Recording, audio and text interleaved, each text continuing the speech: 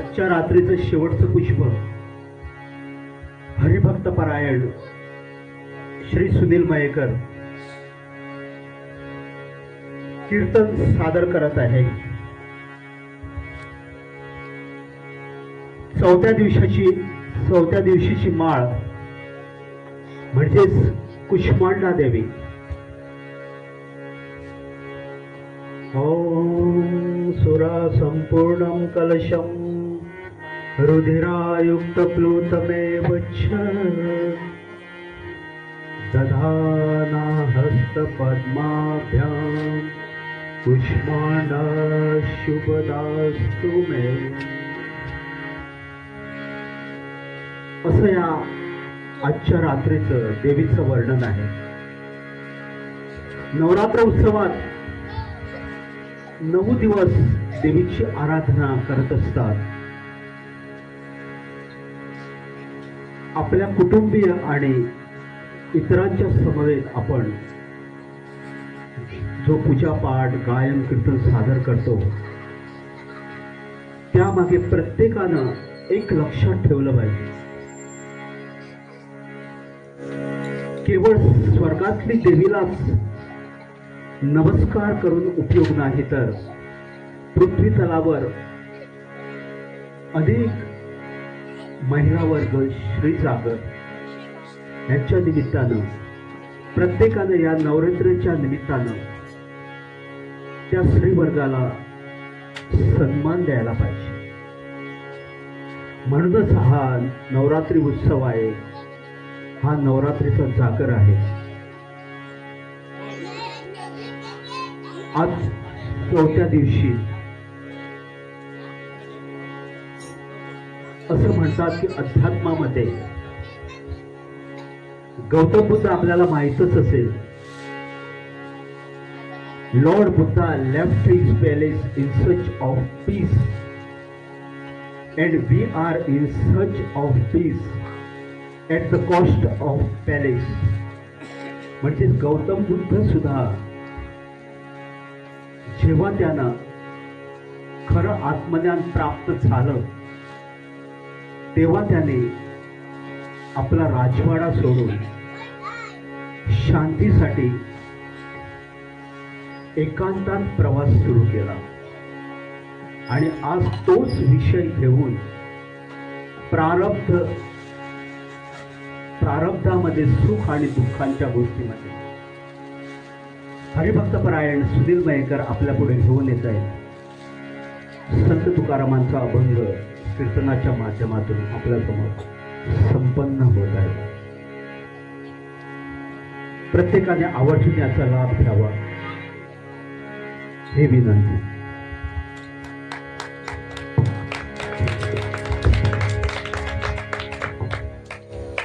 Hello hello hello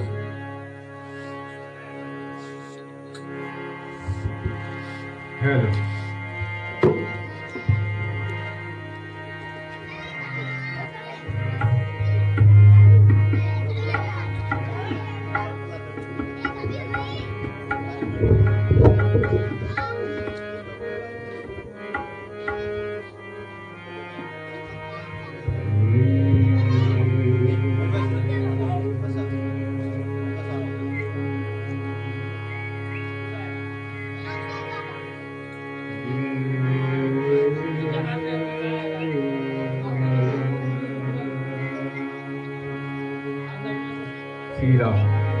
Sira, hello.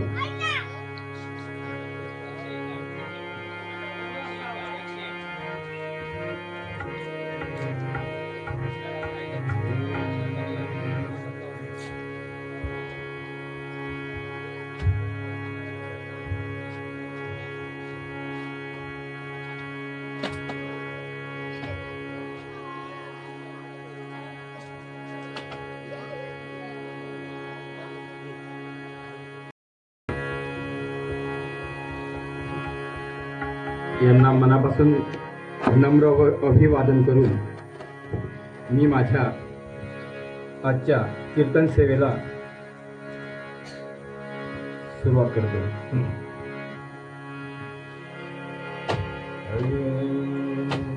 श्रीमन्महागणाधिपतये नमः। श्री सरस्वत्ये नमः। श्री गुरुचरणारविन्दाभ्यां नमः। श्रीमद्कुलदेवताये नमो नमः। गुरुर्ब्रह्मा गुरुर्विष्णु गुरुर्देवो महेश्वरः। गुरुर्साक्षात् परब्रह्म तस्मै श्री गुरवे नमः। या कुन्देन्दुतुषारहारधवला या शुभ्रवस्त्रावृता या वीणावरदण्डमण्डितकरा या श्वेतपद्मासना या ब्रह्माच्युतशङ्कर प्रभुर्दिभिर्देवे सदा वन्दिता सा मां पातु सरस्वती भगवती निःशेषज्ञाता।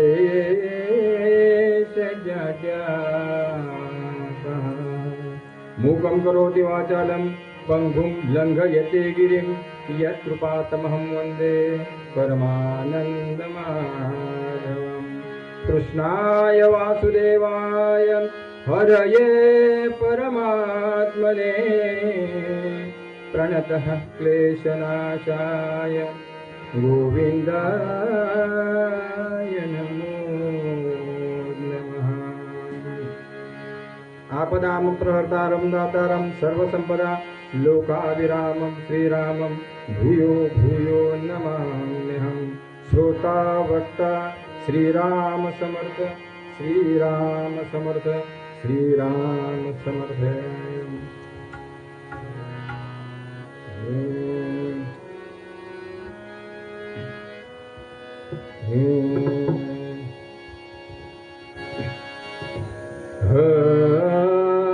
हरे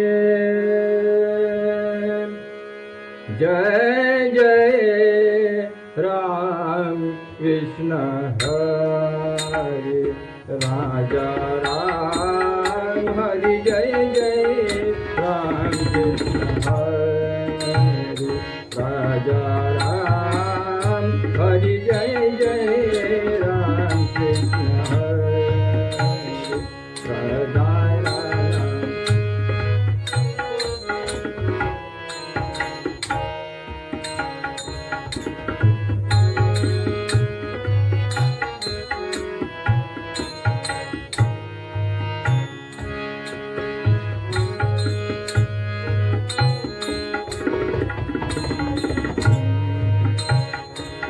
राजा राम हरि जय जय राम कृष्ण हरे राजा राम हरि जय जय राम कृष्ण हरे राजा राम हरि जय जय राम कृष्ण हरे।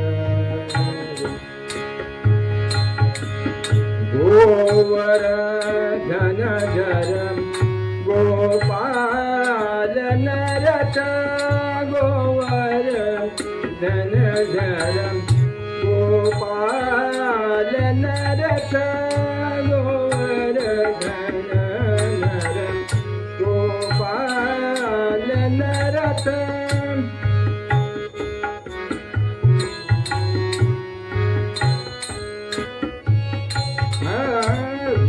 गोवर्धन धरम गोपाल नरथ गोकुल संकट हरि राजा गोकुल संकट हरि राजा राम जय जय राम कृष्ण हरे राजा राम हरि जय जय राम कृष्ण हरे।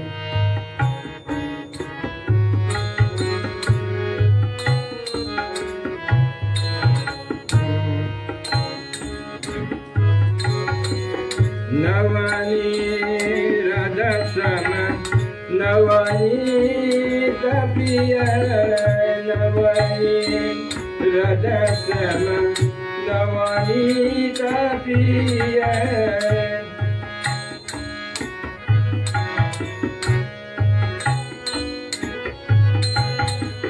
नवनी हृदयसम नवनीत प्रिय नवय विनोदि हरि राजा राम हरि जय जय राम कृष्ण हरि राजा राम जय जय राम कृष्ण हरि राजा राम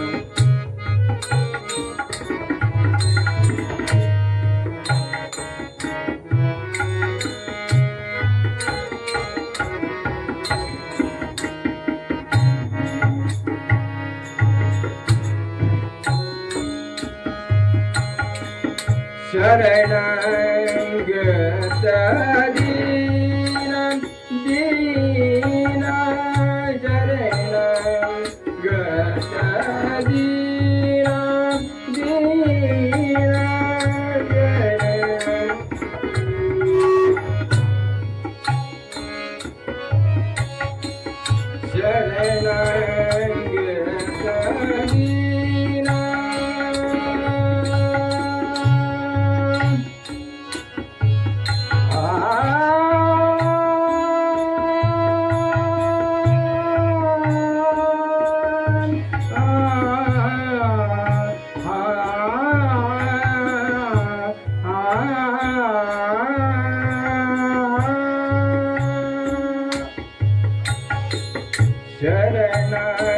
शरणंगत दीना दीना शरणी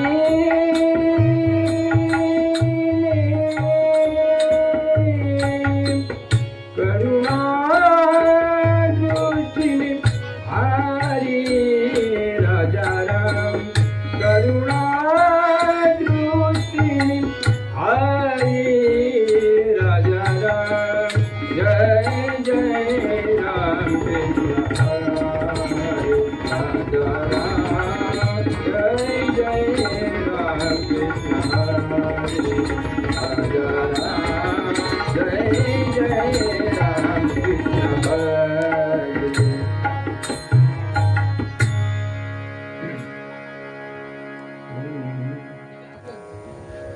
जरा सद्गुरुनाथा तुझ्या कृपेचा सतत वाहू दे जरा नाथा सतत वाहू दे जरा नाथा सतत वाहू दे जरा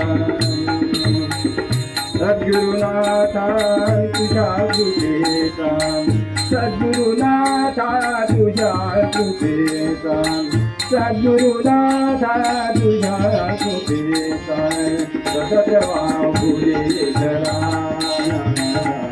सतत वाहू दे जरा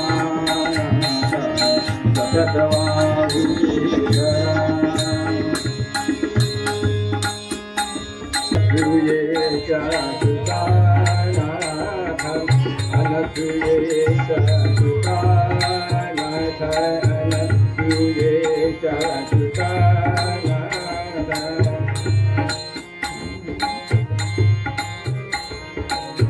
अनसुयेचा तुकानाथ सुधाचरे आचरानाथ सुधाचरे आचरानाथ सद्गुरुनाथा तुझ्या कृपेचा सद्गुरुनाथा तुझ्या कृपेचा सद्गुरुनाथा तुझ्या कृपेचा सतत वाहू दे जरा सतत वाहू दे जरा सतत वाहू दे जरा विप्रवेश धरुनी गुरु तुम्ही विप्रवेश धरुनी गुरु तुम्ही आत्री घरी आला नाथा विप्रवेश धरुनी गुरु तुम्ही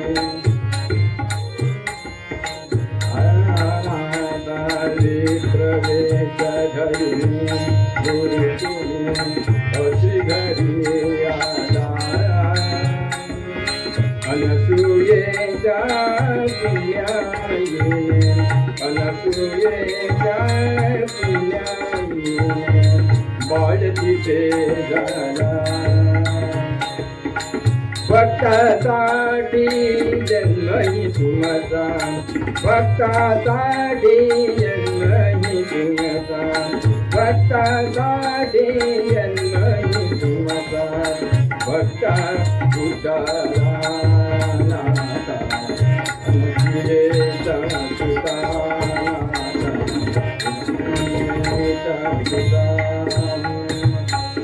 सद्गुरुनाथा तुझा सुदेवा सद्गुरुनाथा तुझा सुदेवा सद्गुरुनाथा तुझा सुदेवा सतत वाहुदे धरा नाथा सतत वाहुदे धरा नाथा सतत वाहुदे धरा अन्नाल्प असुनी गुरु तुम्ही अन्नाल्प असुनी गुरु तुम्ही सहस्र जन केवले नाथ अन्नाल्प असुनी गुरु तुम्ही सहस्र जन केवले मूर्ख ब्राह्मणा भुवनेश्वरीला मूर्ख ब्राह्मणा भुवनेश्वरीला ज्ञान प्राप्त झाले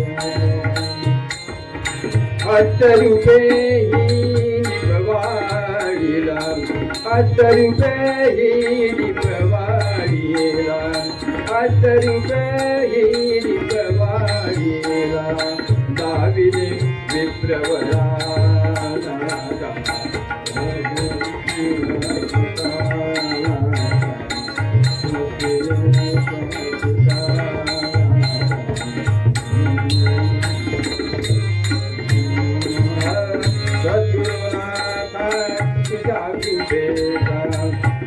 सद्गुरुनाथा तुझा सुदेवा सद्गुरुनाथा तुझा सुदेवा सतत वाहुदे धरा सतत वाहुदे धरा सतत वाहुदे सतत वाहुदे सतत वाहुदे धरा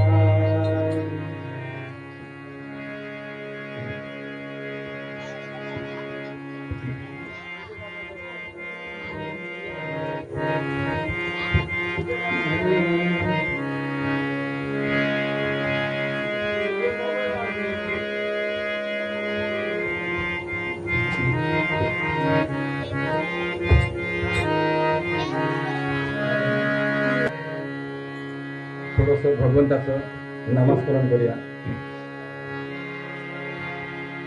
राम राम राम राम सीताराम सीताराम राम राम राम राम सीताराम सीताराम राम राम राम राम सीताराम सीताराम राम राम राम राम सीताराम राम राम राम राम सीताराम सीताराम राम राम राम राम सीताराम सीताराम राम राम राम राम सीताराम सीताराम राम राम राम राम सीताराम राम राम राम राम सीताराम सीताराम राम राम राम राम सीताराम सीताराम राम राम राम राम सीताराम पुंडरीक वरदा हरिविठ्ठल श्री ज्ञानदेव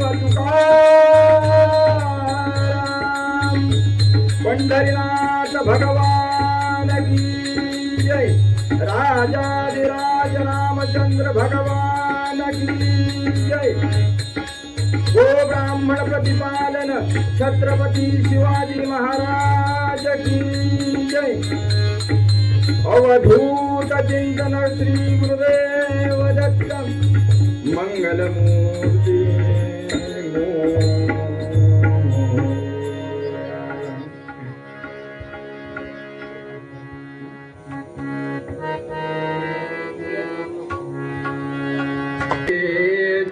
होय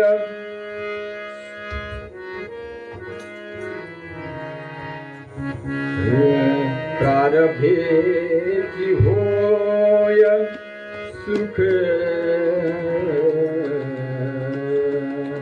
प्रारभे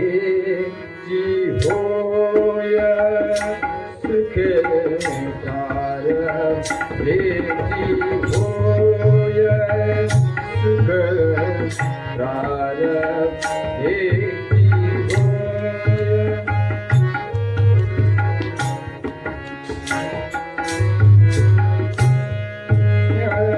सुख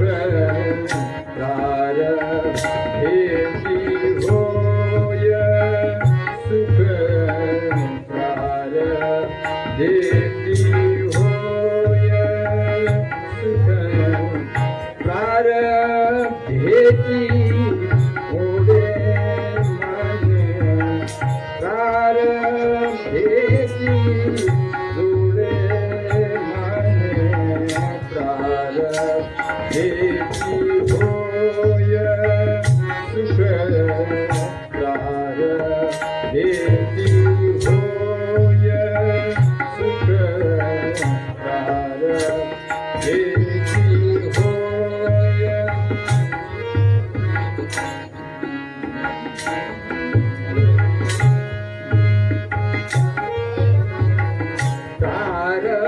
प्रारब्धेची जोडे धन प्रारब्धेची जोडे धन प्रारब्धेची वाढे मन प्रारब्धेची वाढे मन प्रारब्धेची होय सुख प्रारब्धेची होय सुख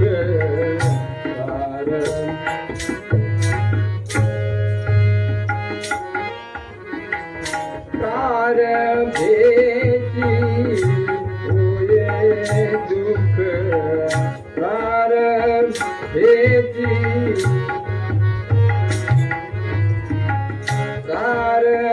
प्रारब्धेची पावे दुःख प्रारब्धेची होय सुख प्रारब्धेची होय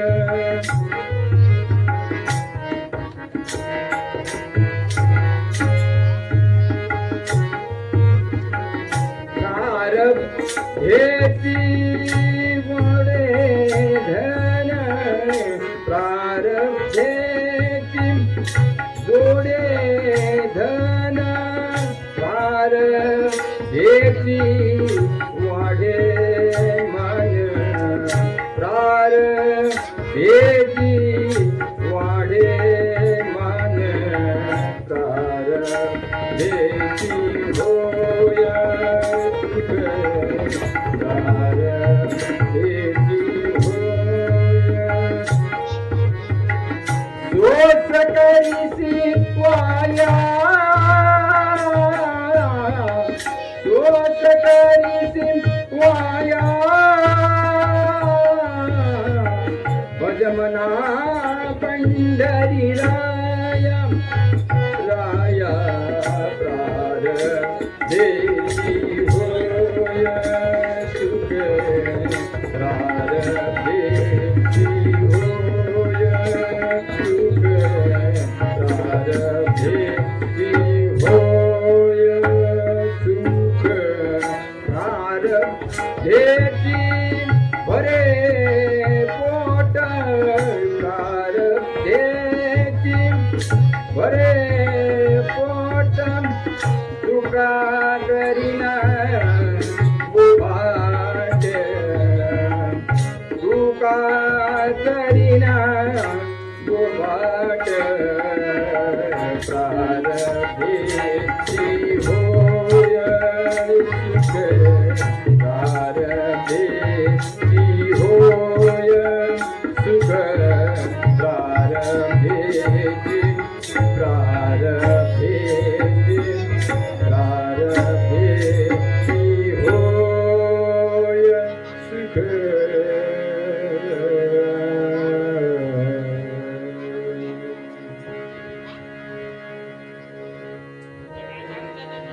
एकविसाव्या शतकात वावरत असताना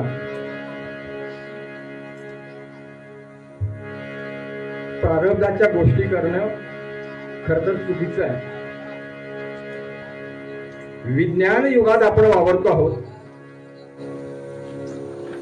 माणूस चंद्रावर जाऊन पोचला आणि मंगळावर जमिनी घेण्याच्या तयारीत आहे. एवढं जग पुढे गेलं आणि तरी सुद्धा आपण प्रारब्धाच्या गोष्टी करायच्या. असं जरी असलं तरी सुद्धा जगद्गुरु तुकाराम महाराजांनी 350 ते 400 वर्षापूर्वी आपल्या अभंग गाथा या ग्रंथात लिहून ठेवलेला अभंग आहे. तो आजच्या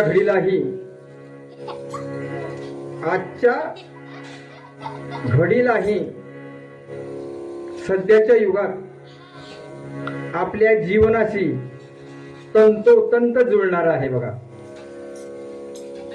महाराज म्हणतात, प्रारब्धेची होय सुख, प्रारब्धेची होय सुख, प्रारब्धेची होय दुःख, प्रारब्धेची होय दुःख. प्रारब्धेची होय सुख, प्रारब्धेची होय दुःख. प्रारब्धेची जोडे धन आणि प्रारब्धेची वाडे मान. मग करायचं काय? सोस करीशी वाया, भजमना पंढरी राया.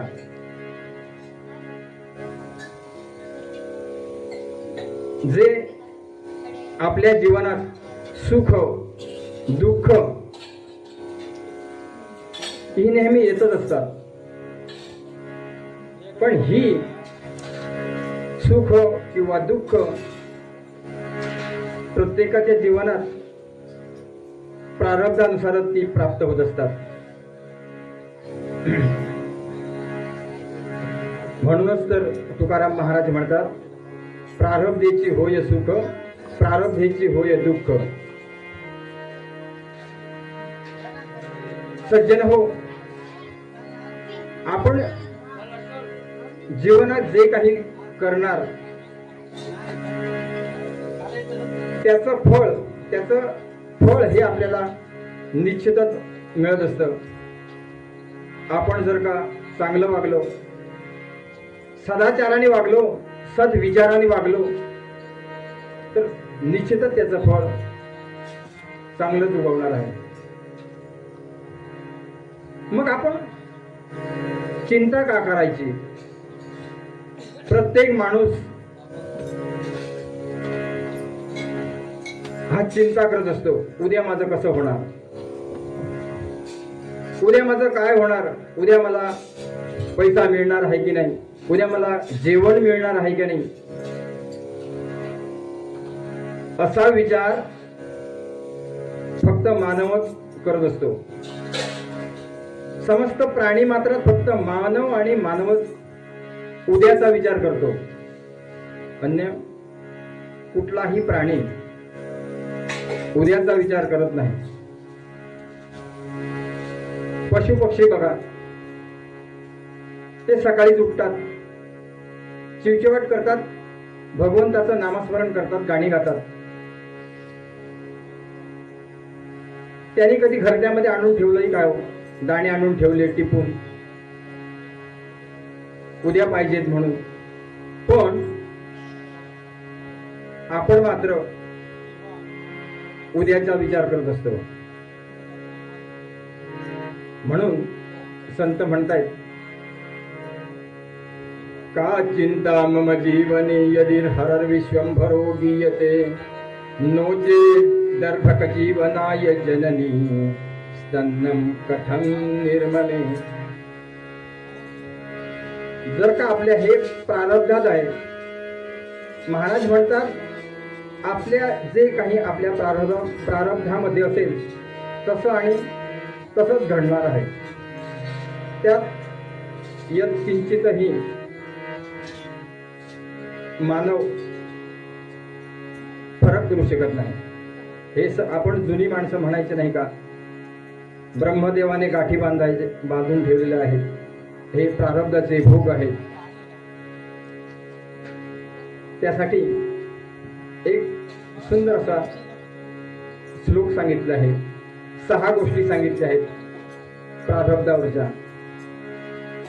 विवाहो अर्थश्च अन्नम जननम मरणमेव च. विवाहो अर्थश्च अन्नम जननम मरणमेव च. कंठे बद्ध्वा दृढं सूत्रं यत्र स्तं तत्र नीयते. पंढरीनाथ भगवान की जय. काय सांगितलं? विवाहो, पहिली गोष्ट, ज्या मुलीचा ज्या मुलाशी किंवा ज्या मुलाचा ज्या मुलाशी विवाह होणार तो त्याच्याशीच होणार. कधी कधी काय होतं बघा, मुलगी बघायला येतात आणि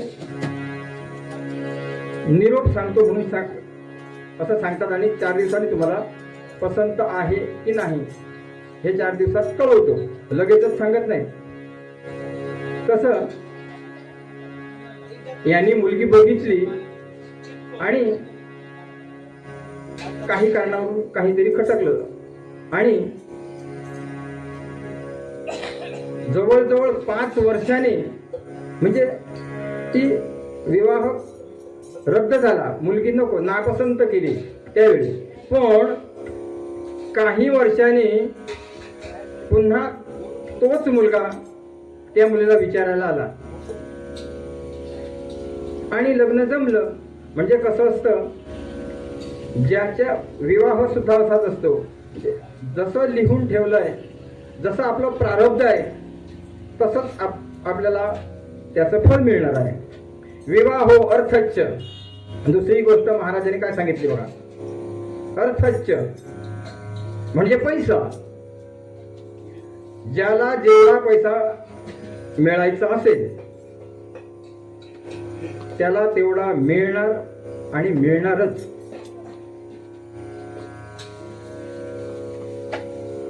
काय झालं, मला आठवलं एक गोष्ट. आमचे गुरुजी सांगायचे, जारापकर सर, की ते शाळेत शिक्षक म्हणून काम करत होते. तर लहान लहान मुलं द्वाडपणा करायचे म्हणून नेहमी ओरडायचे लहान मुलांना, अरे बाबा अभ्यास करा रे, उद्या शिकलास तर तू मोठा होशील आणि शिकलास तर तुला उद्या 4 पैसे कमवायची अक्कल पाहिजे. ती कशातून येणार? शिकलास तरच होणार आहे ना, असं नेहमी ओरडायचे. पण त्यातला एक खट्याळ थोडासा मुलगा होता, सरांचा त्याच्यावर नेहमी डोळा असायचा, त्याला नेहमी विचारायचे. त्यामुळे तो मुलगा कशी बशी 7वी पर्यंत गाठली त्याने. नेहमी त्याला सर ओरडत असत आणि त्यांनी कंटाळून शाळा सोडली. आणि बऱ्याच वर्षांनंतर काय झालं बघा,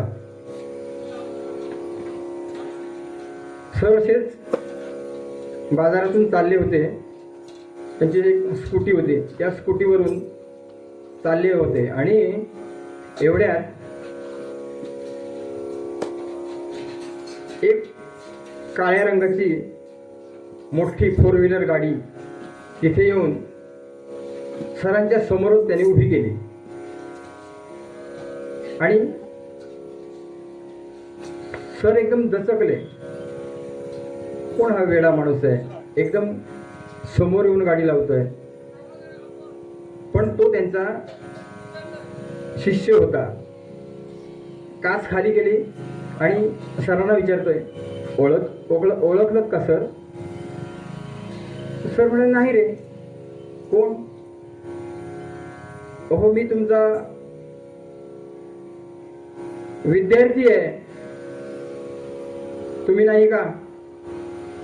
7वीत असताना मला खूप त्रास द्यायचे, अभ्यास कर म्हणून माझ्या मागेच लागायचे, म्हणून तुम्हाला कंटाळून मी शाळा सोडून दिली. मग आता काय करतोस? मग आता म्हणाला मी कॉन्ट्रॅक्टर आहे.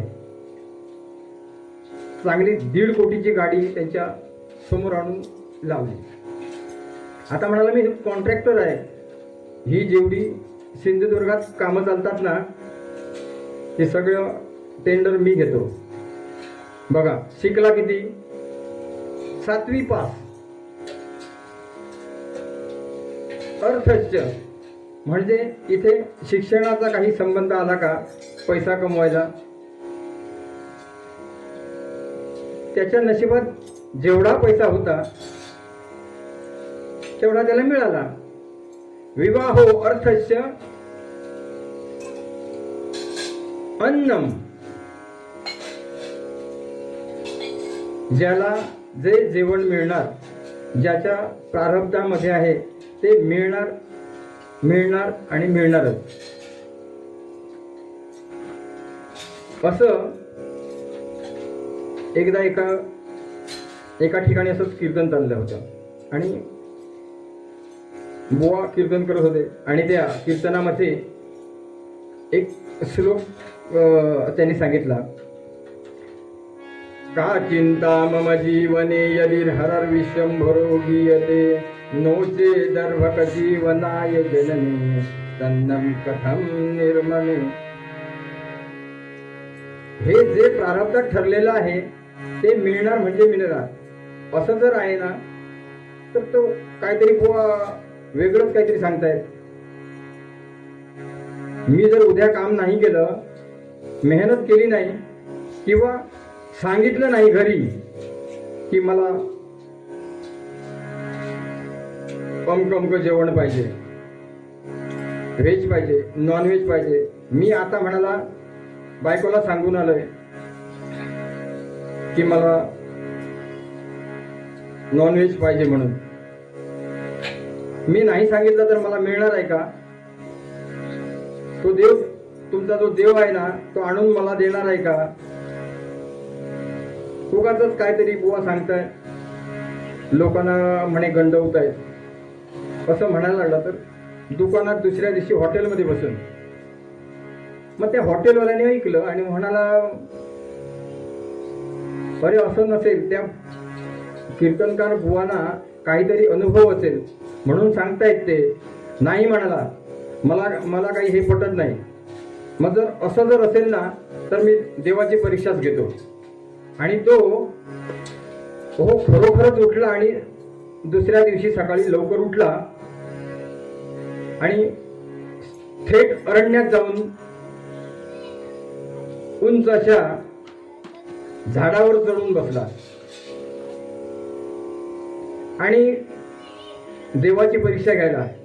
आता मला इथे देवाने असेल हरी तर देईल खाटल्यावर ये, असं जर जे बुवा सांगतायत ना, मग मला इथे आणून द्यायला पाहिजे.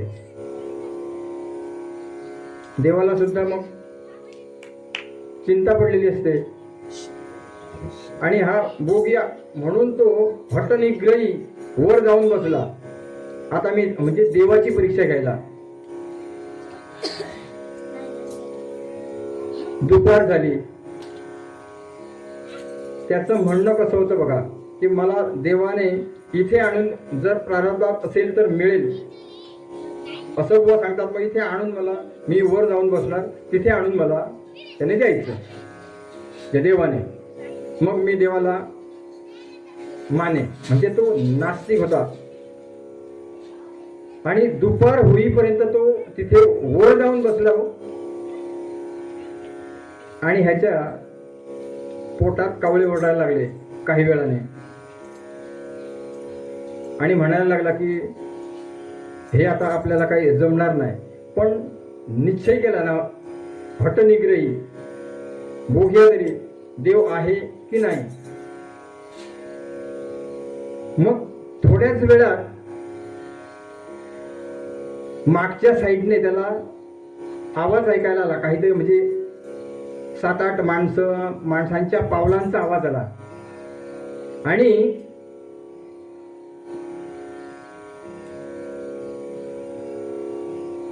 पावलांचा आवाज आल्याबरोबर तो तिथे बसला, वरच बसून आहे. पण त्या आधी काय झालेलं की पलीकडच्या गावातली एक सासरवासी आपल्या माहेरी गेलेली आणि ती बरेच दिवस झाले आली नाही परत, म्हणून तिचा नवरा तिला आणायला गेलेला. संध्याकाळ झाली, तिथे राहिलेत. सासरवाडीला कसं असतं, जावईबुवांना खूप मान असतो. त्यांना त्यांची व्यवस्था केली जेवणा पाण्याची, खाण्याची. आणि उद्या ती सकाळी निघणार म्हणून चांगले चांगले पदार्थ करून, मुलगी उद्या जाणार आहे म्हणून तिच्या आईने तिला चांगले चांगले पदार्थ करून दिले. आणि त्याने ते गाठोडं बांधलं. आणि तिचा नवरा म्हणाला, बघा आता एवढ्या लांबून कशाला जाऊया, या इथूनच मधून जाऊया. आता आपण दोघं आहोत, बोलत बोलत जाऊ. आणि ते जोडपं तिकडून येत होतं. आणि हा जो ज्या ठिकाणी ज्या झाडावर चढला होता ना, त्या झाडाखाली येऊन त्याला थंडगार मोठा असा वृक्ष होता. संपूर्ण सावली पसरलेली होती.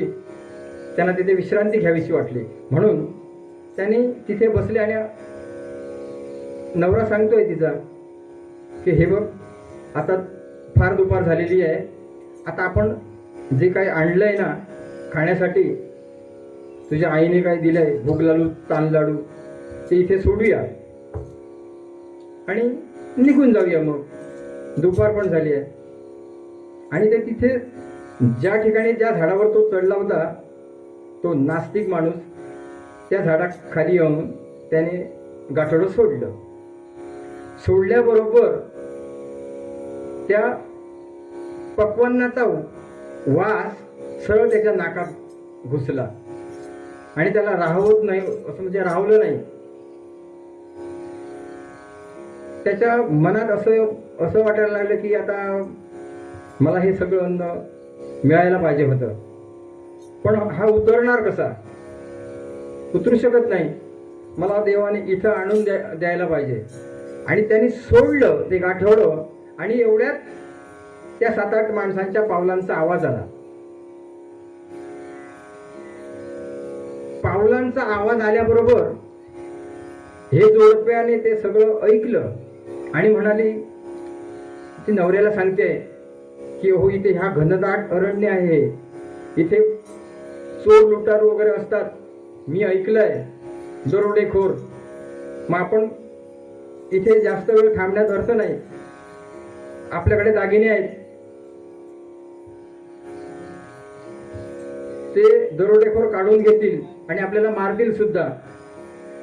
या भीतीने त्याने ते सगळं जेवण तिथेच टाकलं आणि निघून गेली, पळूनच गेली ती.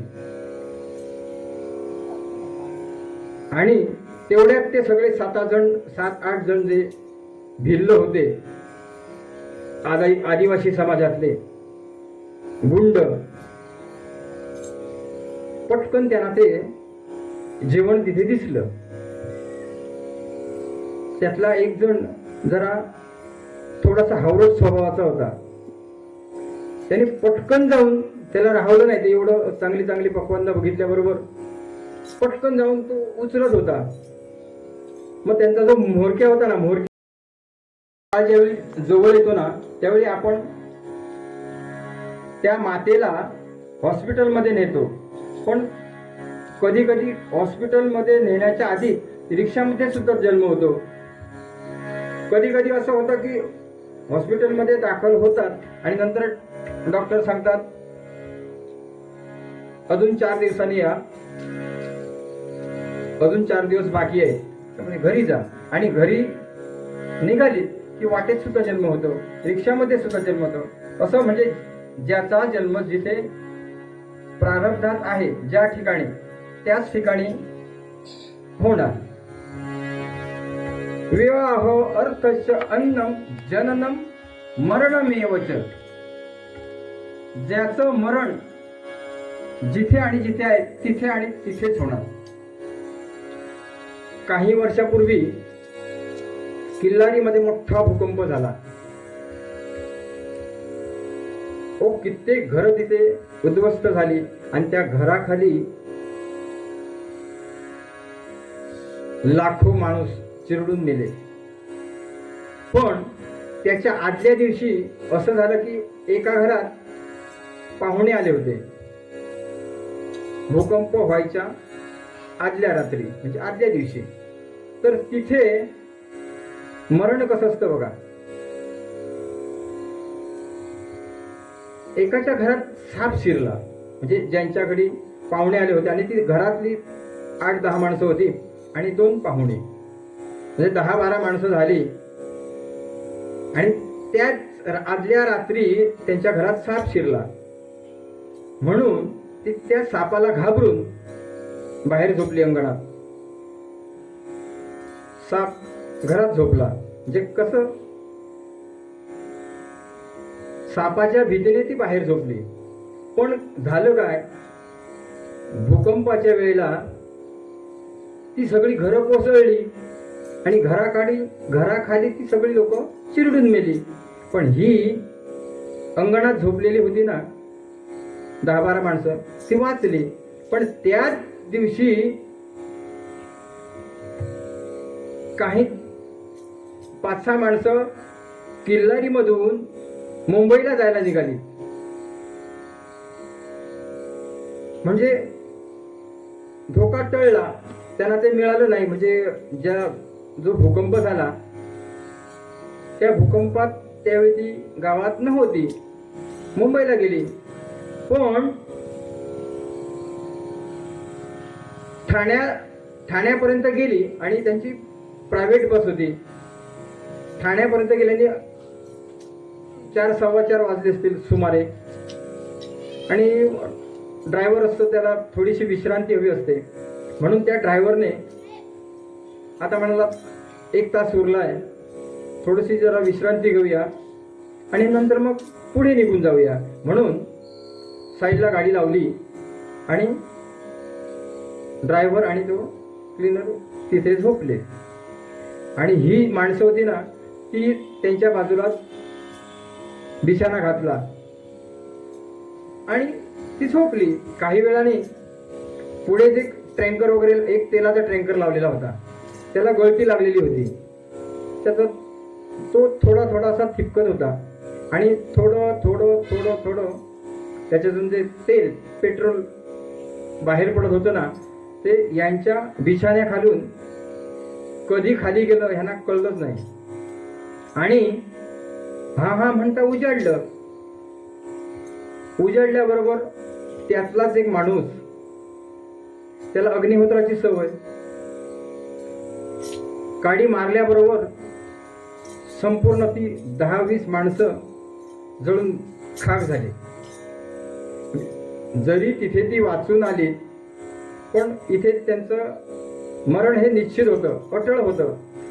तिथे नाही तर इथे मेली. असं हे प्रारब्ध आहे. प्रारब्धात जर ज्याला जे मिळणार ते मिळणार आणि मिळणार. म्हणून पूर्वपद्यात तुकाराम महाराज काय सांगतात, मूळ पद्यात सांगतायत, प्रारब्धेची होय सुख, प्रारब्धेची होय सुख, प्रारब्धेची होय सुख, प्रारब्धेची पावे दुःख, प्रारब्धेची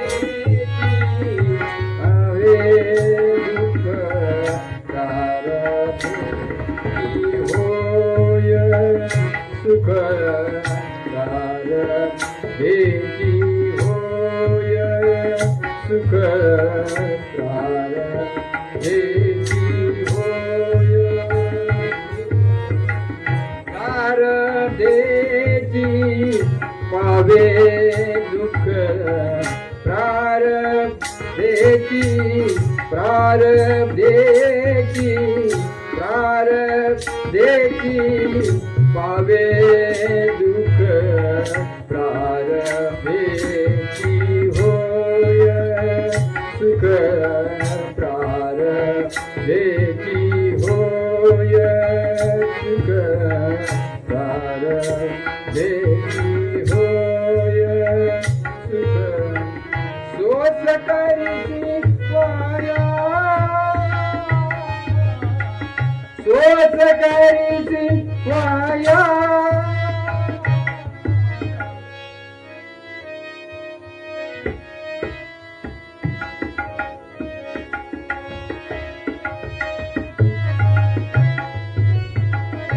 पंढरीनाथ भगवान की जय.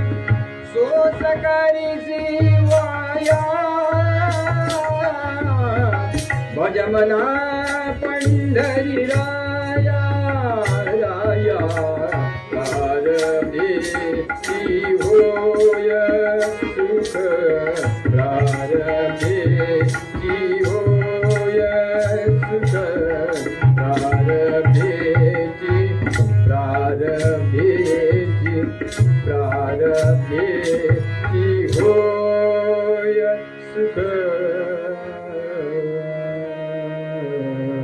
पंढरीनाथ भगवान की जय. जय जय रघुवीर समर्थ जगदंब उदयोस्तु.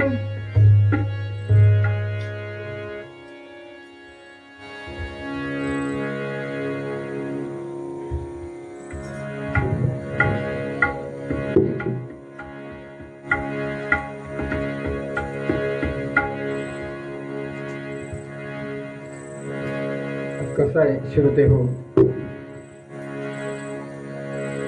वेळ फार झालेली आहे, खूपच उशीर झाला आमच्या कार्यक्रमाला. त्यामुळे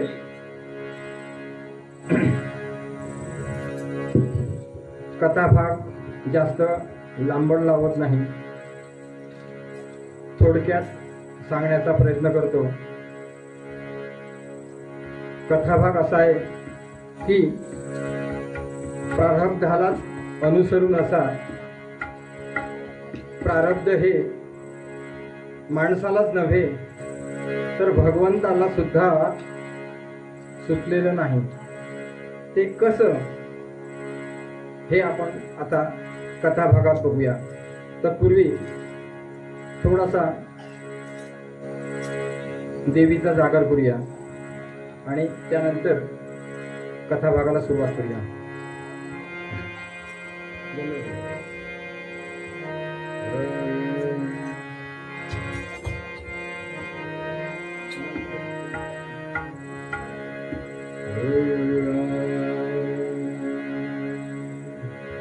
सर्वमंगलमांगल्ये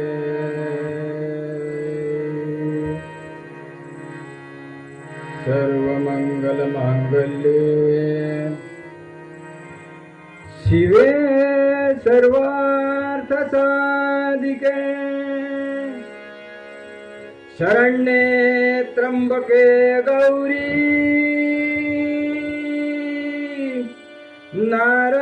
नारायणी नमोस्तुते. टिटवाळ्याच्या गणराया गोंधळालया टिटवाळ्याच्या गणराया गोंधळालया पालीच्या खंडराया गोंधळालया टिटवाळ्याच्या गणराया गोंधळालया पालीच्या खंडराया गोंधळालया कोल्हापूरची अंबाबाई गोंधळालया तुम्ही शेगावच्या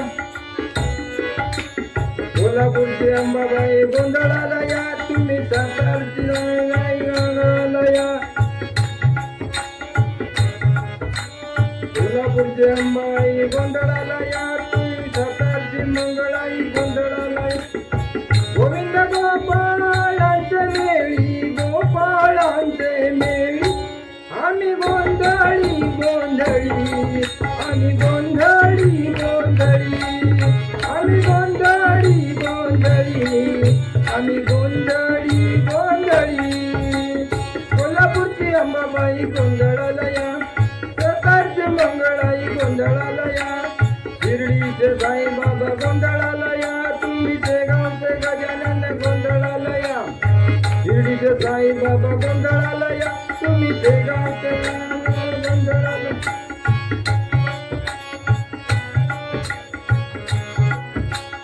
ओटवण्याचे सातारी गोंधळाला या ओटवण्याच्या रवणाचा गोंधळाला या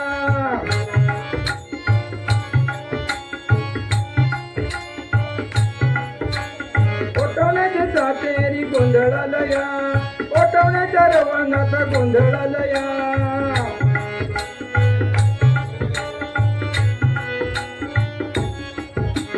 वयाचे केळबाई गोंधळाला या तुम्ही नाही गोंधळाला या गोंधळाला या तुम्ही गोंधळाला या गोविंद गोपाळांचे मेळी गोपाळांचे मेळी आम्ही गोंधळी गोंधळी आम्ही गोंधळी गोंधळी आम्ही गोंधळी गोंधळी आम्ही गोंधळी गोंधळी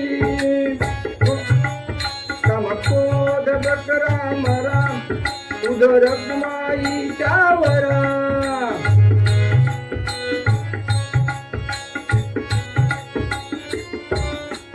कामक्रोध बकरा मारा उदर कुमाईच्या वरा गोविंद गोपाळांचे मेळी गोविंद गोपाळांचे मेळी गोपाळांचे मेळी आम्ही गोंधळी गोंधळी आम्ही गोंधळी गोंधळी आम्ही गोंधळी गोंधळी आम्ही गोंधळी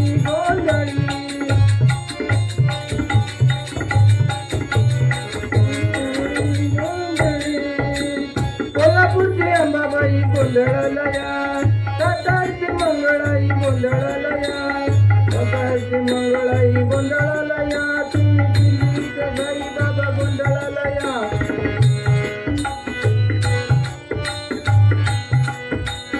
हे गोविंद गोपाळांचे मेळी गोपाळांचे मेळी आम्ही गोंधळी गोंधळी आम्ही गोंधळी गोंधळी आम्ही गोंधळी गोंधळी आम्ही गोंधळी गोंधळी आम्ही गोंधळी गोंधळी आम्ही गोंधळी गोंधळी जगदंब उदयोतु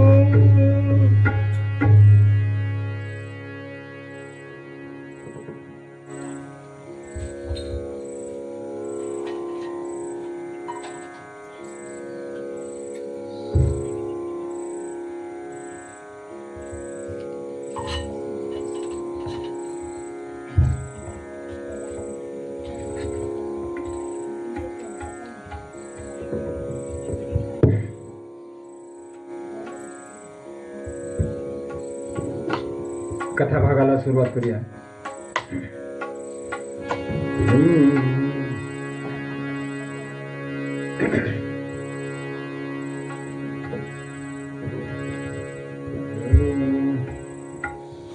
प्रथम वंदुनी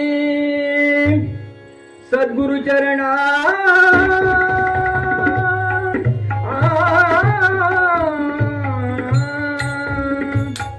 प्रथम वंदुनी सद्गुरु चरणा नमितो शिवपदाला प्रथम वंदुनी सद्गुरु चरणा नमितो शिवपदाला कथा सुरसई श्रवण करा हो कथा सुरसई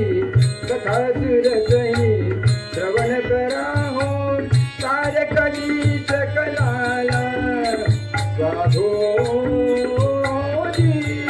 राजा राम कहो जी राजा राम कहो जी राजा राम कहो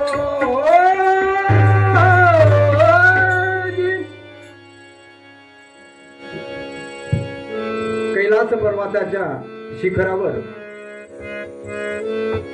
माता पार्वती आणि देवादिदेव महादेव प्रेमाच्या गोष्टी करतायत आणि महादेव ध्यानस्थ अवस्थेत बसलेले आहेत. प्रेमाचं भांडण चाललेलं आहे आणि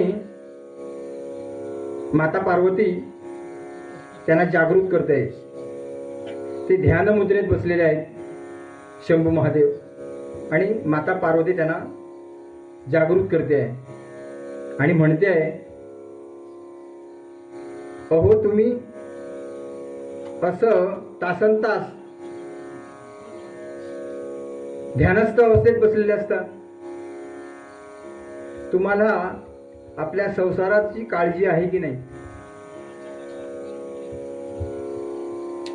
असं आपण समाजात असं आपल्या बाबतीत सुद्धा तसंच असतं. प्रत्येक माणसाच्या बाबतीत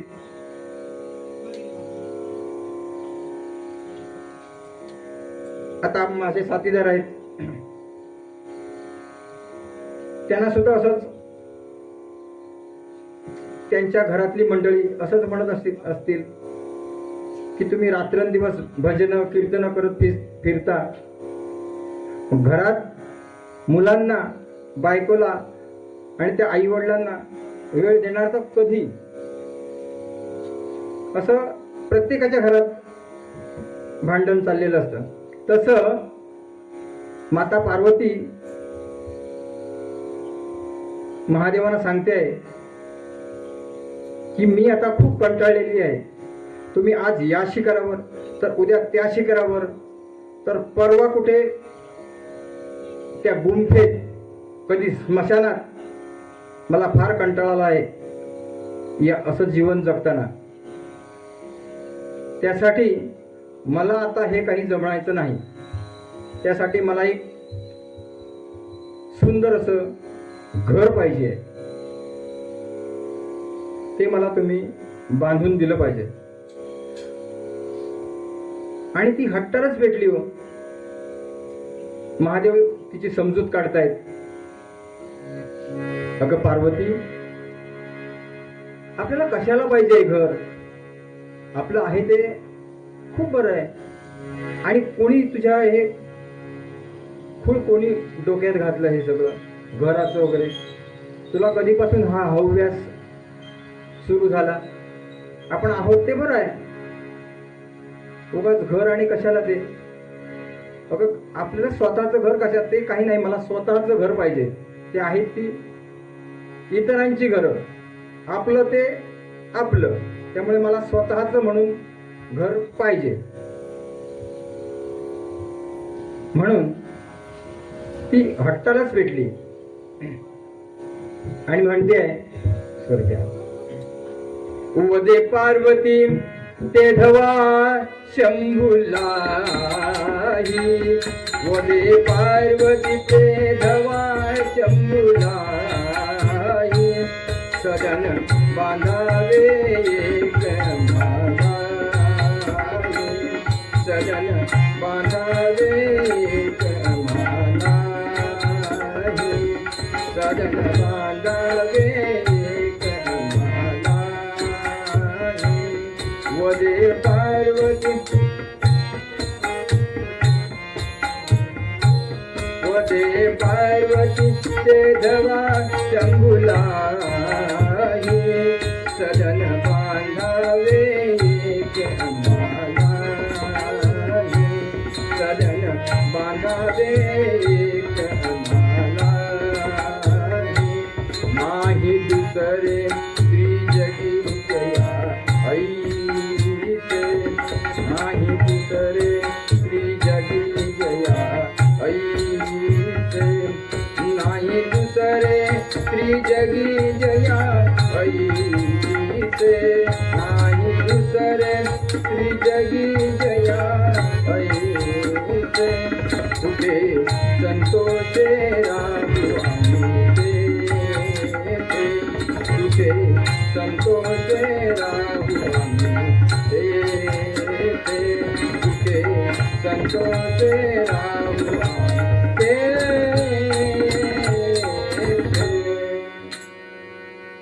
पार्वती काय म्हणते, मला एक घर पाहिजे म्हणजे पाहिजे, मला घर बांधून पाहिजे, ते काही मला माहीत नाही. मग शंभू महादेव स्त्री हट्ट, शेवटी प्रत्येकाला बायकोचं ऐकावंच लागतं. तसं झालं. महादेव म्हणाले हरकत नाही. काय सांगितलं बघा, घर बांधून पाहिजे, पण कसं? त्रैलोक्यात असं घर कोणाचंही असता कामा नये, असं मला घर पाहिजे. घर म्हणजे घर नको आहे. स्वर्ग, मृत्यू आणि पाताळ अशा तिन्ही लोकात असं कोणाचंही असता कामा नये, असं घर मला बांधून पाहिजे.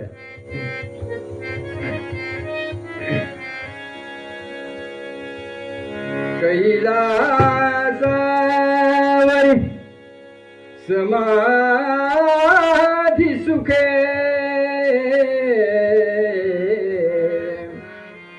कैलासावरी समाधी सुखे शंभुदेव तो पार्वती देखे शंभुदेव तो पार्वती देखे ताडन करीती कठोर शब्द ताडन करीती कठोर शब्द मानसेगा संसारात मानसेगा संसारात मानसेगा संसारात कैलासावरी समाधी सुखे कैलासावरी कैलासावरी कैलासावरी समाधी सुखे शंभुदेव तो पार्वती देखे शंभुदेव तो पार्वती देखे ताडन करीती कठोर शब्द ताडन करीती कठोर शब्द मान देगा संसारात मान देगा संसारात मान देगा संसारात. भगवंतानी मान्य केलं, ठीक आहे बांधू, तुला जसं पाहिजे तसं घर बांधू, पण घर बांधायचं म्हणजे आर्थिक व्यवस्था ती कोणाकडे? धनाचा मालक कुबेर. मग कुबेराला पाचारण केलं आणि त्याला बोलवून घेतलं.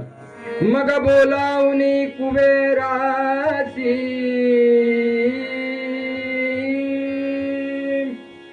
मग बोलावून कुबेराची आज्ञा करीती तयासी सदन बांधावे आमासी अति उत्तम जे.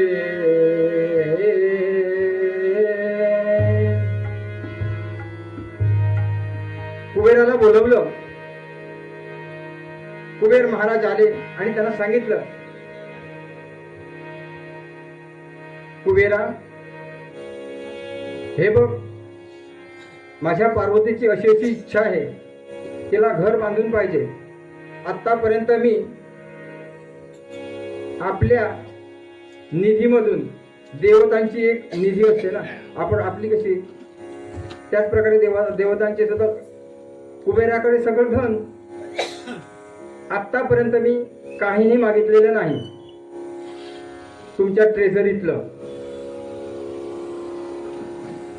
म्हणून मी आता मागतोय, जेवढं काही धन असेल तेवढं सगळं इथे खर्च करा आणि सुंदर असा पार्वती देवीला सदन बांधायचंय, घर बांधायचंय. जेवढा लागेल तेवढा पैसा लागू दे, पण ते उत्तम असं घर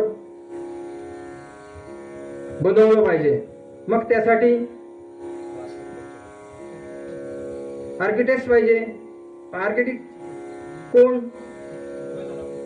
मेस्त्री मंडळीचे पूर्वज विश्वकर्मा. मग त्यांना बोलवलं, सुंदर अशा प्रकारचं प्लान काढलं आणि सुंदर असं महाल बनवला, सुंदर असं घर बनवलं. आणि उद्या काही दिवसात घरात राहायला जाणार महादेव. आणि ही बातमी ज्याला समजू नये नेमकी त्यालाच समजली. कोणाला समजली?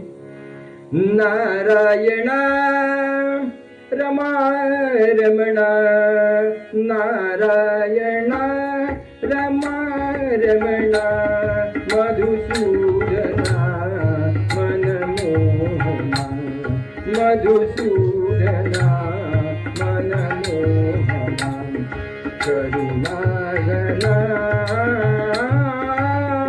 रे नारायण रमा रमणा, नारायण रमा रमणा.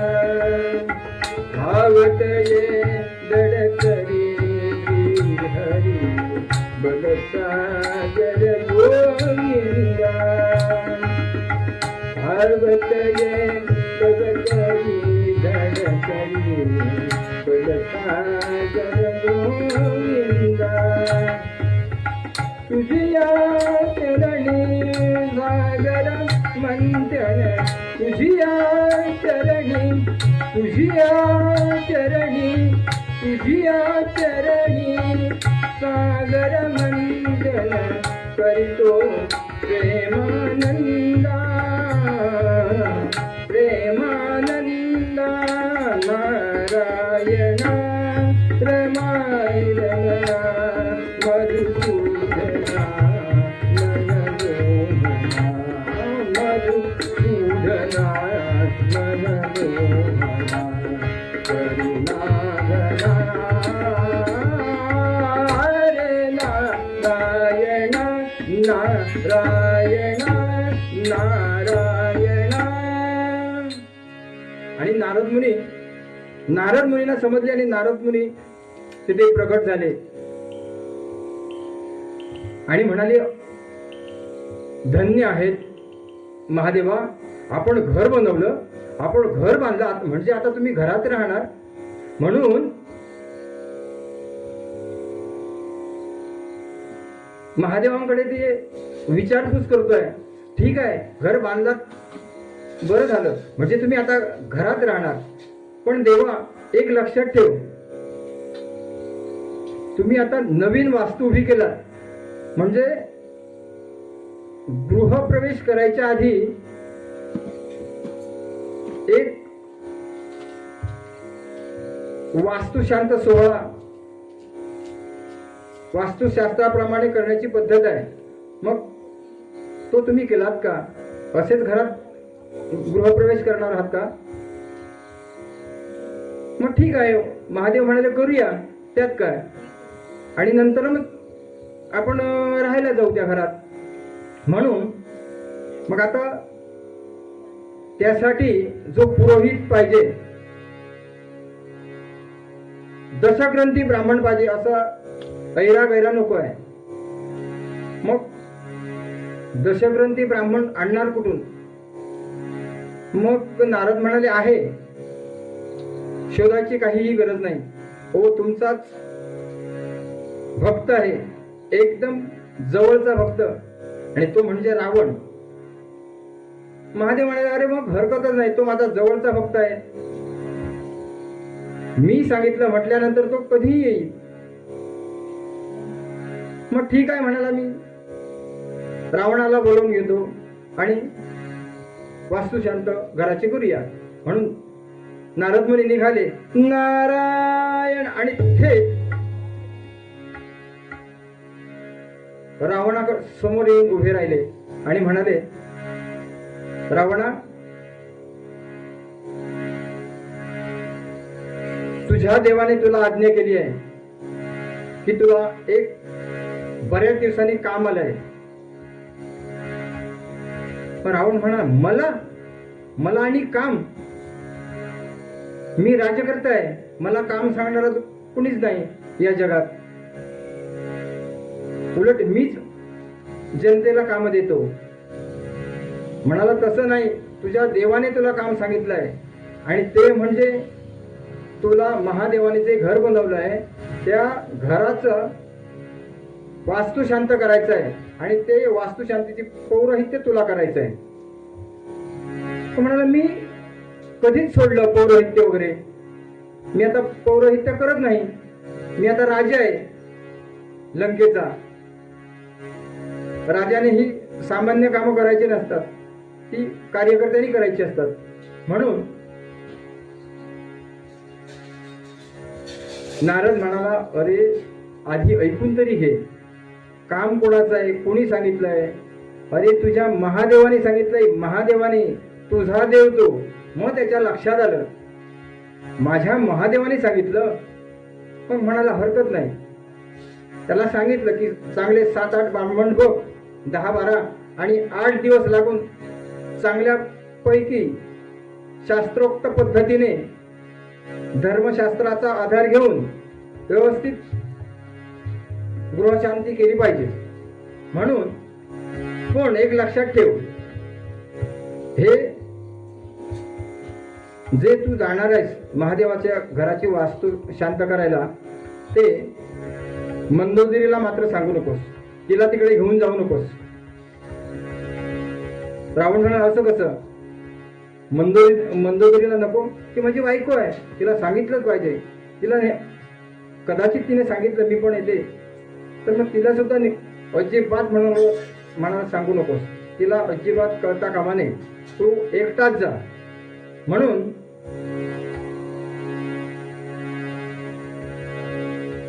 ठीक आहे महादेव म्हणाले, माफ करा. रावण म्हणाला, नाही सांगत. आणि तो तिथून निघून गेला. आणि तसाच निघाला आणि मंदोदरीच्या महालात आला नारद मुनी. आणि मंदोदरीला सांगितलं, हे बघ मंदोदरी, रावण आता महादेवानी घर बांधलंय, त्याची वास्तू शांत करायला जाणार आहे. त्यामुळे असं कर, तू ही रावणाकडे हट्ट धर की मी सुद्धा येणार आहे म्हणून. इकडे काय सांगितलं, मंदोदरीला सांगू नकोस. आणि हा मंदोदरीच्या महालात जाऊन मंदोदरीला सांगतोय की तू हट्ट धरून बस की मी सुद्धा महादेवांचं घर बांधलंय, ते मला बघायची इच्छा आहे.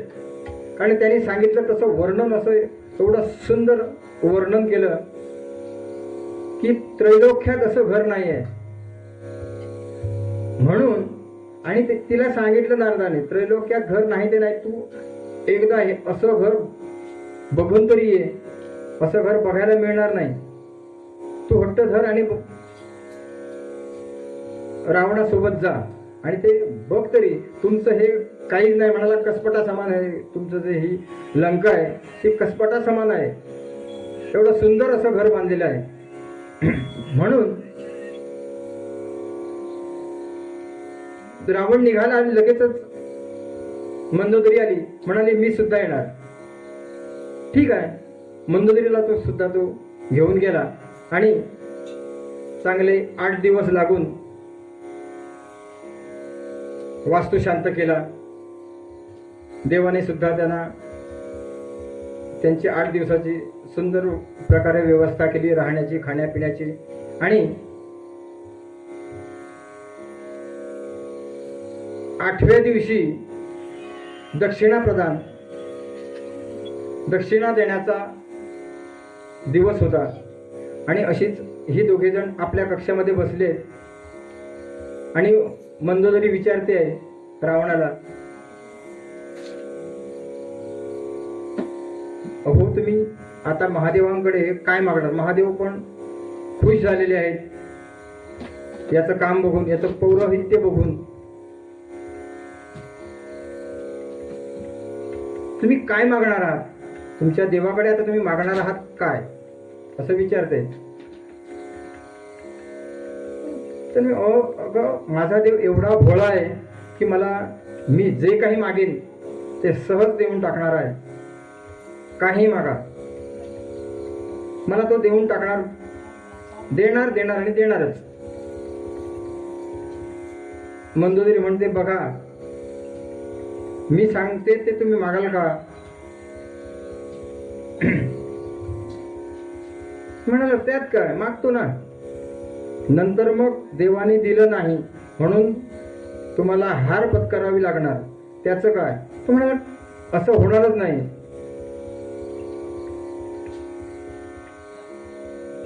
जे काही जी माझी इच्छा आहे ते मागितल्यानंतर मला तो भगवंत देणार म्हणजे देणार. मग काय पार्वती काय सांगते बघा, काय मागते पार्वती? नाथा नाथा वाटे मम चित्ता, नाथा वाटे मम चित्ता, नाथा वाटे मम चित्ता.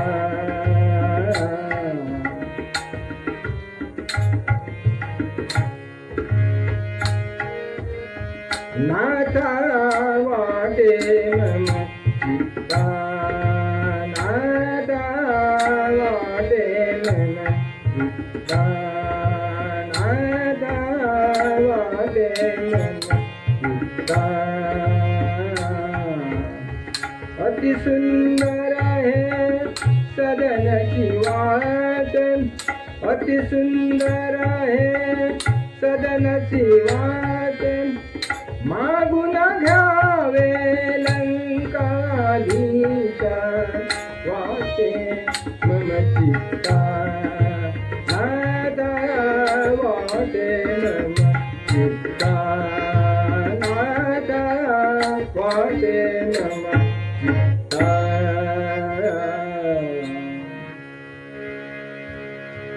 रावणाने डोक्याला हात लावला. अगं मागायचं ते मागितलं, पण काय मागितलं? ज्या घराची वास्तू शांती कालच केली आणि ते म्हणे घर मागून घ्या, असं मंदोदरी सांगते रावणाला की ज्या घराची तुम्ही वास्तू शांत केलात ते घर मागून घ्या, ते मला अतिशय प्रिय आहे, ते मला घर पाहिजे.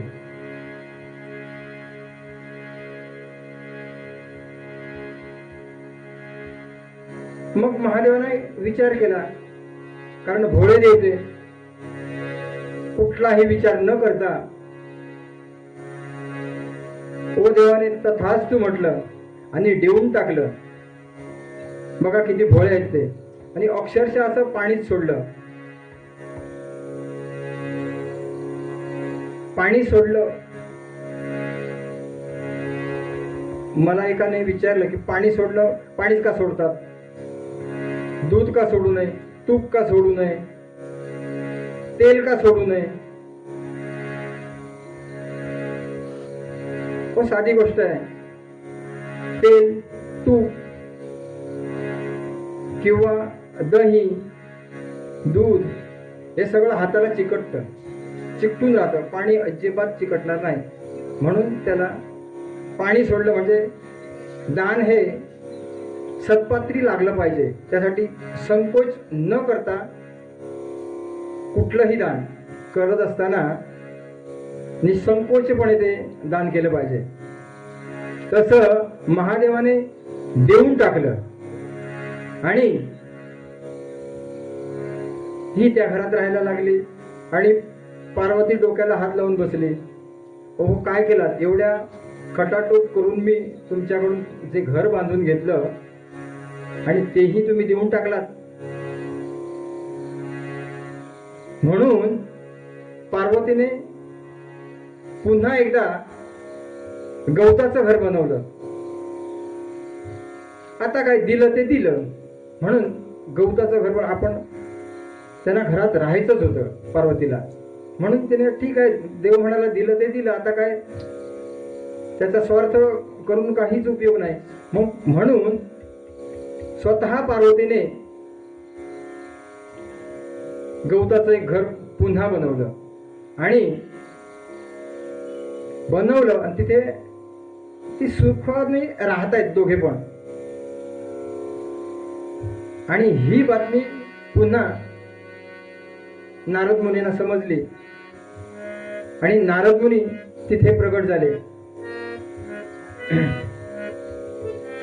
आणि म्हणाले, देवा, तुम्ही एवढं मोठी टोलेजंग इमारत बनवली, एवढा मोठा बंगला बनवला, एवढा मोठा जबरदस्त वाडा बनवला आणि तुम्ही इथे राहिला या साध्या झोपडीत गवताच्या. बरं ठीक आहे. महादेव म्हणले ठीक आहे, आम्हाला नको आहे म्हणून आम्ही देऊन टाकली ती. आम्हाला आता इथे राहायचं आहे गवताच्या झोपडीत. मग त्यात काय झालं, आम्ही राहू ना इथे, तुला काय करायचं आहे. महादेव सांगतायत त्याला. तर म्हणाला, मला काहीही करायचं नाही, पण तुम्ही जी झोपडी बांधलात ना, ती जागा तरी बघायला पाहिजे होती, कोणाला तरी विचारलं पाहिजे होतं. आपण कसं गावातली माणसं जेव्हा आपली वास्तू ज्या ठिकाणी आपण उभारणार आहोत तिथे आपण कौल स्वरूपात त्याचा विचार घेतो त्या देवाचा आणि तदनंतर मानतो. तर तसं तुम्ही कोणाला तरी विचारायला हवं होतं.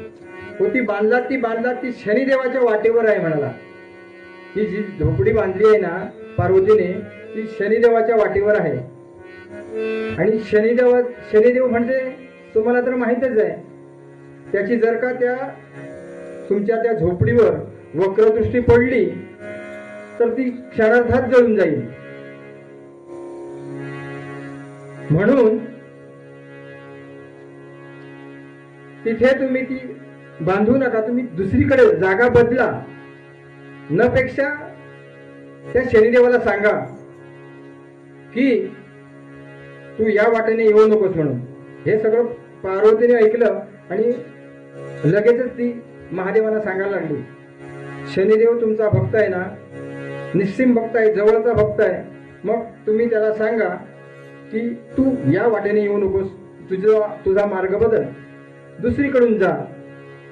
असं तिथे जा आणि त्याच्याशी तह करा. आणि तह यशस्वी झाला की नाही हे मला समजलं पाहिजे. मी त्याला जाऊ देणार नाही. समजा तुमचं ते म्हणणं ऐकलं नाही शनिदेवाने आणि तो म्हणाला, नाही मी माझ्याच वाटेने जाणार, मी मार्ग माझा बदलणार नाही, असं सर समजा सांगितलं, तर ते मला आधीच समजलं पाहिजे.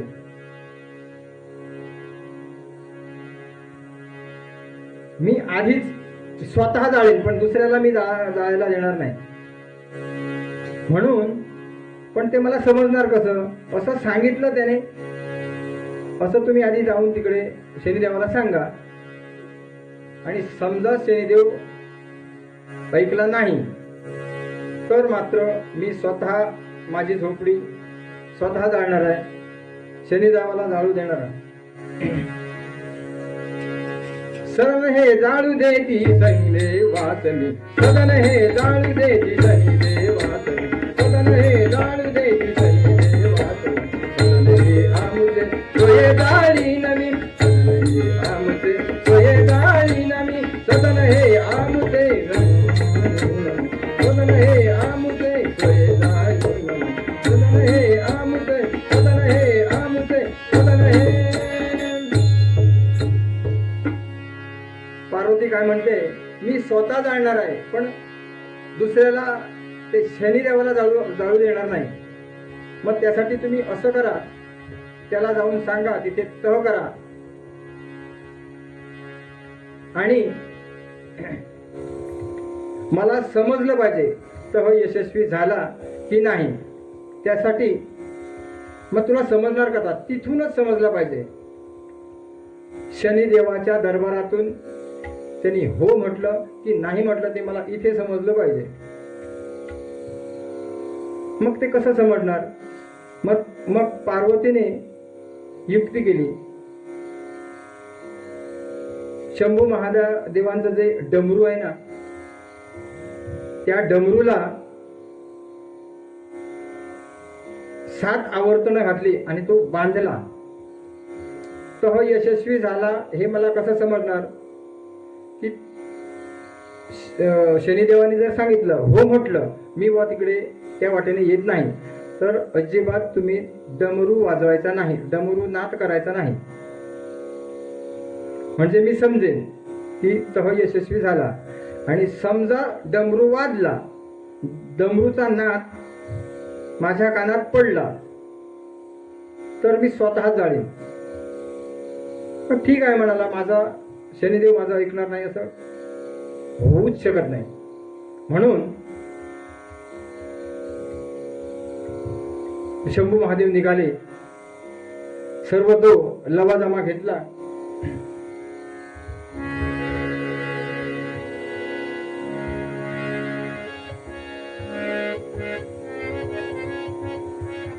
लवाजमा घेतला आणि शंभू महादेव निघाले. त्रिशूळ डमरू घेतला करी आरूढ झाले प्रवचंदीवर. त्रिशूळ डमरू घेतला करी आरूढ झाले प्रवचंदीवर. त्रिशूळ डमरू घेतला करी आरूढ झाले प्रवचंदीवरी. त्रिशूळ डमरू घेतला करी आरूढ झाले प्रवचंदीवरी. जटा बांधला दीर्घशिरावर गणधारे घेतले बरोबर. गणधारे घेतले बरोबर. गणधारे घेतले बरोबर. त्रिशूळ डमरू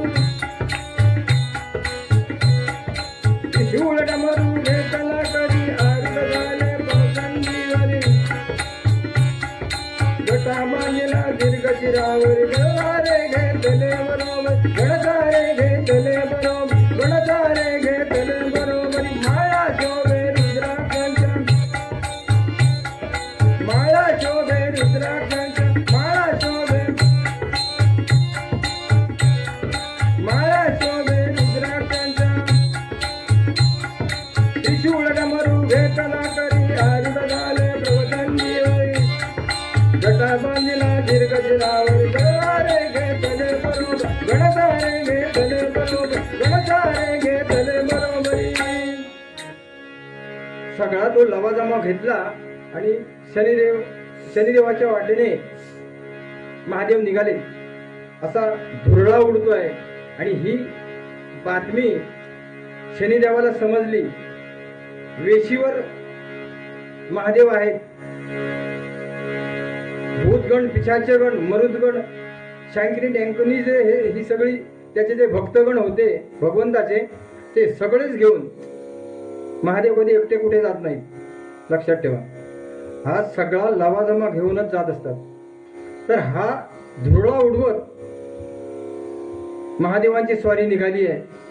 आणि ही बातमी शनिदेवाला समजली आणि शनिदेव, देवादिदेव महादेव येत आहेत म्हणून पुढे आले महादेवाच्या स्वागतासाठी. आणि दरबारात घेऊन येत आहेत. शनिदेव घेऊन येतोय महादेवाला आणि पायघड्या टाकल्या आहेत, रांगोळी टाकली आहे आणि भगवंताचं स्वागत करत करत उलटा असा पाठीमागे चालत चालत भगवंताला आपण त्याने स्वतःच्या आसनावर बसवलं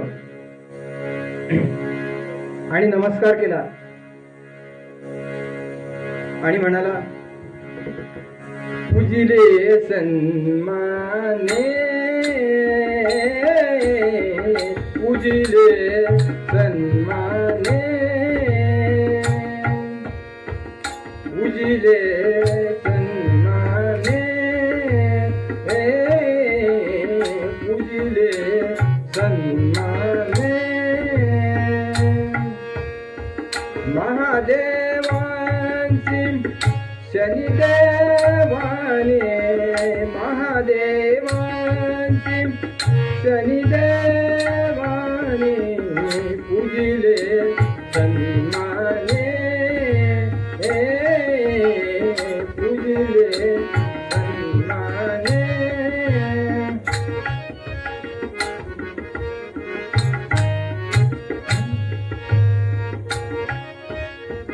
धन्यवाद मी तुझ्या दर्शने धन्यवाद मी तुझ्या दर्शने सेवा करण्या कवण न जाणे सेवा करण्या कवण न जाणे पूजिले सन्माने पूजिले सन्माने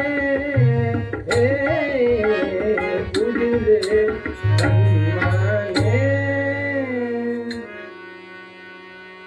आणि शनिदेव वाकून असा महादेवांना नमस्कार करतोय. तो आधी घाबरला की प्रत्यक्ष संहाराची देवता माझ्या दरबारात आली म्हणजे खरोखर नक्कीच माझं कुठंतरी काहीतरी मी चुकलो असणार, म्हणून हा घाबरत घाबरत देवाच्या समोर असा वाकून नमस्कार करतोय. आणि तेवढ्यातच देव म्हणाला, शनिदेवा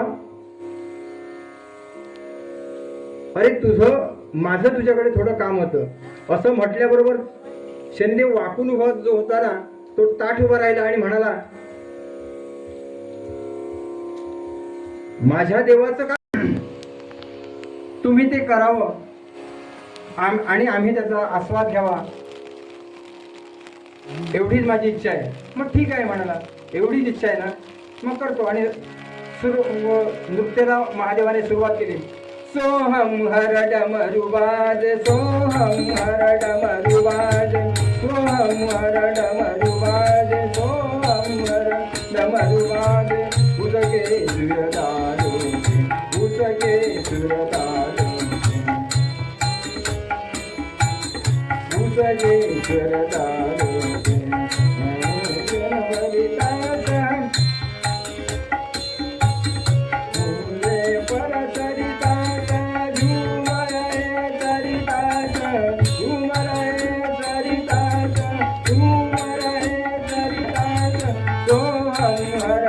डमरुबाज सोहम हर डमरुबाज सुरतारो उसके सुरतारो डमरू ओंकारनाद डमरू ओंकारनाद डमरू ओंकारनाद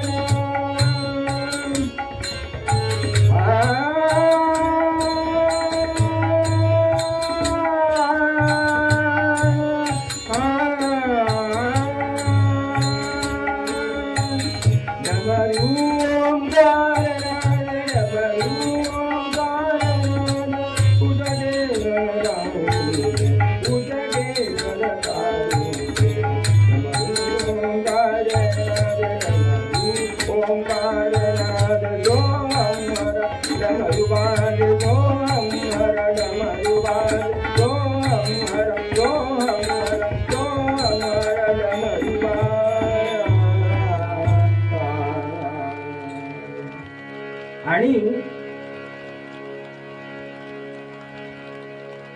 भगवंत नृत्य करत असताना, तांडव नृत्य करत असताना अहो तो डमरू कधी वाजला त्यांना समजलंच नाही. आणि तो डमरूचा नाद कुणाला ऐकायला आला? थेट पार्वतीच्या कानात जाऊन पडला.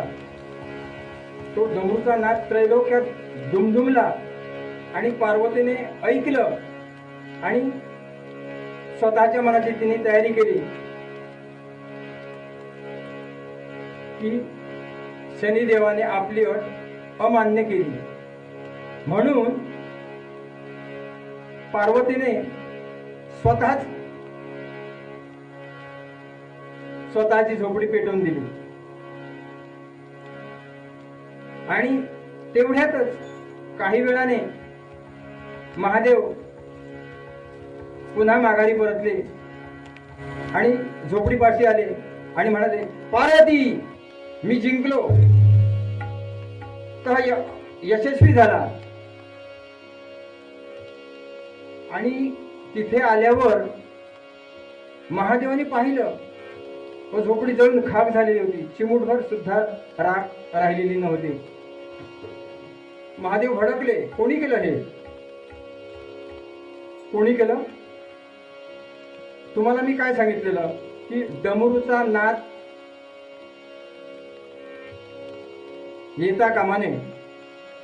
मला वाटलं तुमचा डमरू वाजला म्हणजे शनिदेवाने आपली अट अमान्य केली, म्हणून मी स्वतःच पेटवली. सज्जन हो, कथेचं थोडक्यात तात्पर्य असं आहे की प्रत्यक्ष भगवंताला सुद्धा प्रारब्ध चुकलेलं नाही. तिथे आमच्यासारख्या सामान्य मानवाची काय कथा. म्हणूनच पूर्वपद्यात तुकाराम महाराज म्हणतात,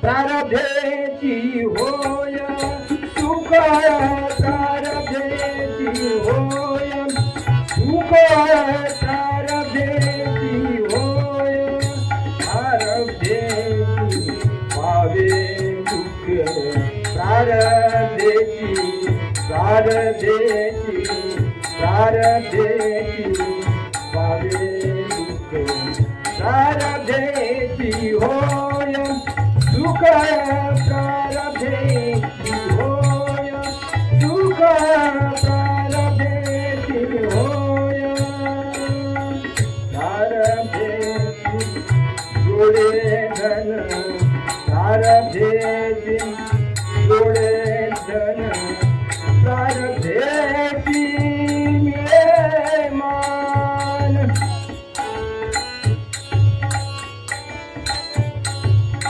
प्रारब्धेची मिळे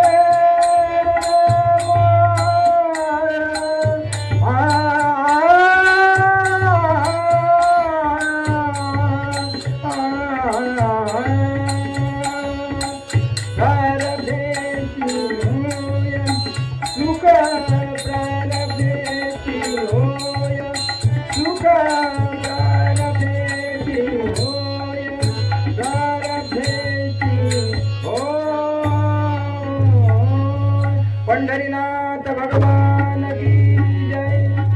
जगदंब उदयस्तु. अशी ही 60 उत्तरेची गाणी 5 उत्तरे सुफळ संपन्न केली. तो देवादिदेव महादेव आपल्या सर्वांच्या, आपल्या सर्वांचं आणि आपापल्या कुटुंबाचं सुद्धा रक्षण करेल अशी, आणि त्या देवीकडे सुद्धा मी असंच मागणं मागतो. आणि सर्वांना सुखात, ऐश्वर्यात आणि आनंदात त्या देवीने आपल्याला ठेवावं असं प्रामाणिक मागणं मागून आजची कीर्तन सेवा समाप्त झाली असं जाहीर करतो. याची दान दे गा देवा तुझं विसरण व्हावा, विसरण व्हावा तुझी विसरण व्हावा. याची दान दे गा तुझं विसरण व्हावा, विसरण व्हावा तुझी विसरण व्हावा. नलगे मुक्ती जन संपदा, नलगे मुक्ती जन संपदा. संत संग देई सदा.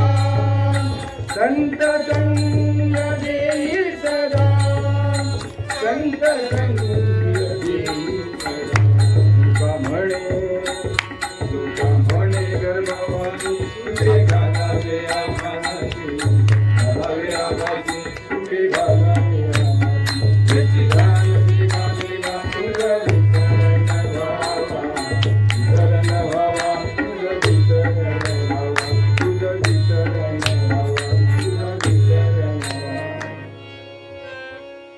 धन्यवाद. आपल्याला लाभलेले मला साथीदार थोडक्यात यांची ओळख करून देऊया. हे हप कीर्तनकारच आहेत ते कांदे